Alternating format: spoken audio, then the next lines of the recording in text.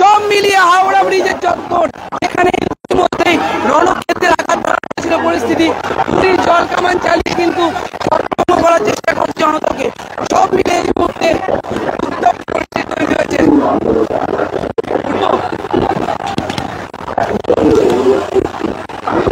এই মুহূর্তে দেখতে পাচ্ছি সেই ছবি, পুলিশ জল কামান চালাচ্ছে।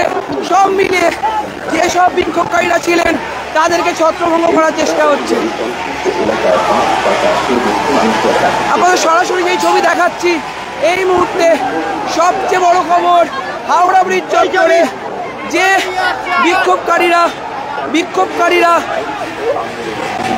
ব্যারিকেড ভাঙার চেষ্টা করছিলেন, প্রায় ভেঙে ফেলছিলেন, সেই বিক্ষোভকারীদের হটানোর জন্য পুলিশ জল কামান চালালো।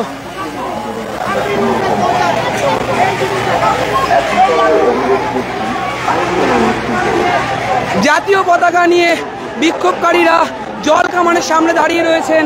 সব মিলিয়ে হাওড়া ব্রিজ চত্বরে এমজি স্ট্যান্ড রোডের যে সংযোগস্থল রয়েছে, অর্থাৎ কলকাতার দিক থেকে হাওড়া ব্রিজ যাওয়ার যে পথ, সেখানে